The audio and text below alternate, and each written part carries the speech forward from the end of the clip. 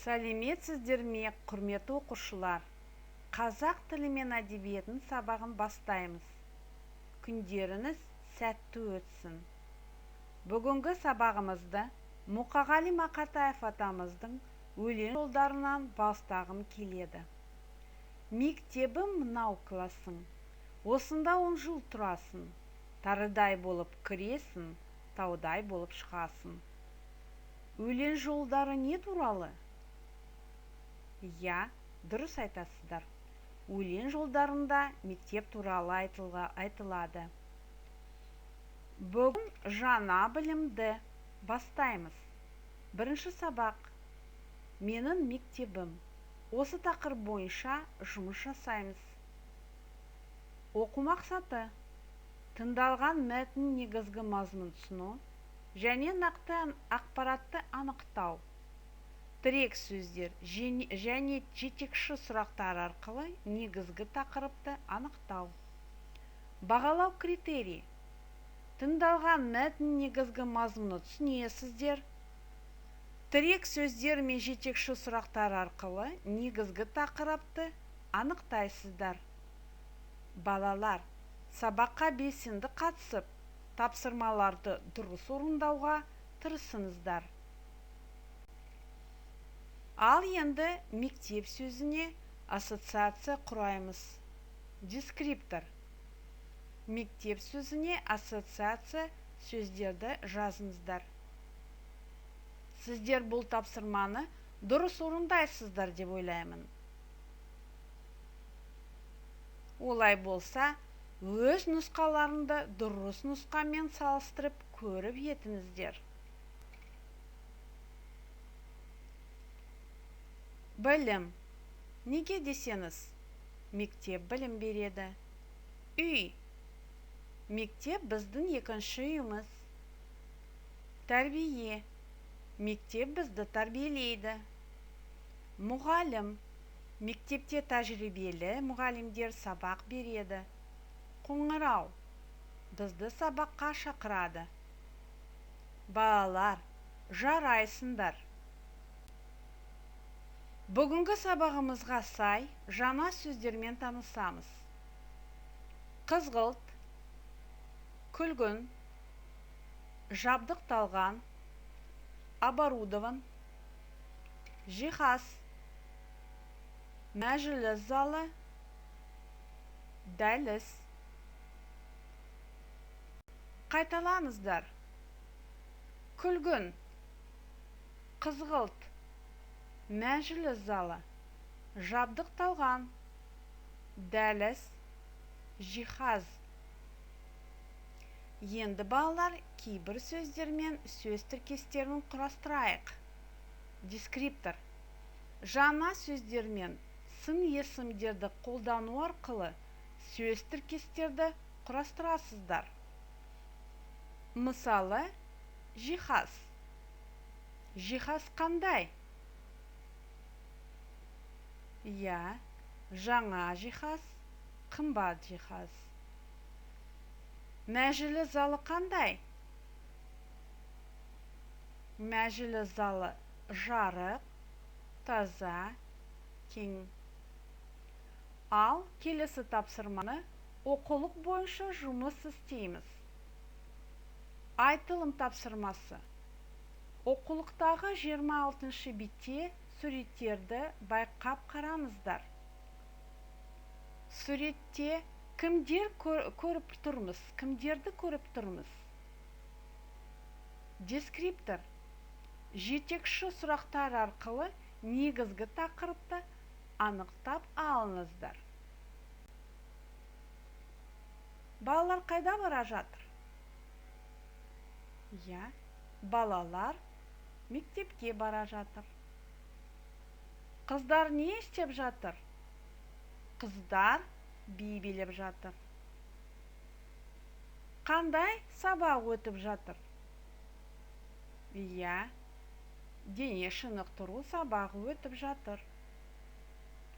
Оқушылар қайда отыр? Оқушылар сабақта отыр. Не туралы әңгімеледік? Я, Дұрыс айтасыздар. Негізгі тақырыптаны анықтадық. Жарайсыздар балалар. Келесі тапсырмаға көңіл аударайық. Қазір балалар мәтінді тыңдайсыздар. Мәтіннің негізгі мазмұнын ашып, нақты ақпаратты анықтайсыздар. Дескриптор сіздердің назарыңызда. Менің отбасым биыл қалаға көшіп келді. Мені анам үйдің қасындағы мектепке оқуға берді. Менің мектебім орталықта орналасқан, әрі үйге жақын. Мектебіміз жаңа, биік, ол қызғылт кірпіштен салынған. Ол 3 қабатты әдемі ғимарат. Мектептің маңдайшасына Ыбырай атамыздың «Кел балалар оқылық» деген сөзі ілінген. Ол алыстан көрініп тұрады.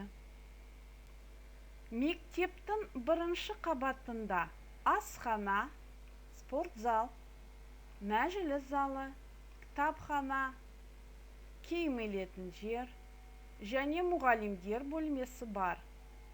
2-ші, 3-ші қабаттарда оқу кабинеттері орналасқан. Кабинеттер жарық әрі кең. Терезелері үлкен. Терезеден тау көрініп тұрады.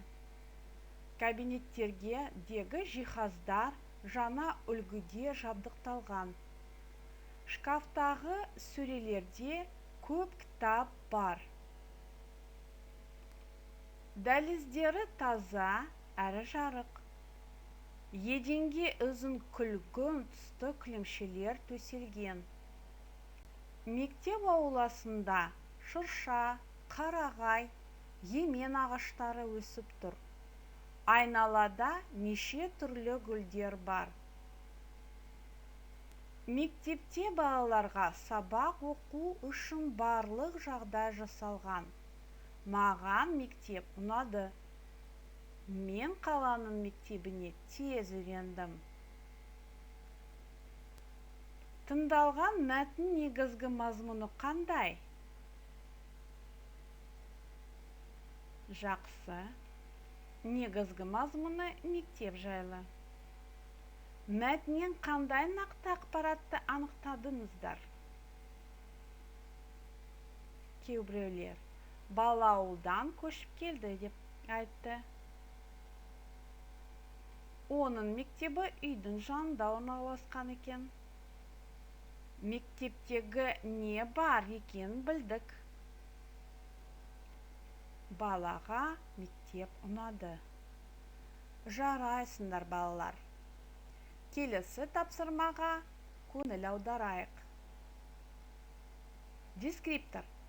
Берілген суреттерге тыңдалған мәтіннен нақты ақпараттарды анықтайсыздар. Менің мектебім орталықта орналасқан, әрі үйге жақын. Мектебіміз жаңа, биік. Ол қызғылт кірпіштен салынған.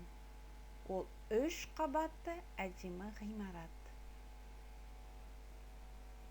Мектептің 1-ші қабатында асхана, спортзал, мәжіліс залы, кітапхана, киім жер және мұғалімдер бөлмесі бар. Мектеп ауласында шырша, қарағай, емен ағаштары өсіп тұр. Айналада неше түрлі гүлдер бар.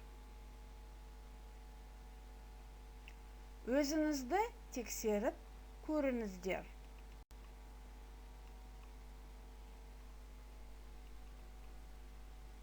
Жарайсыңдар.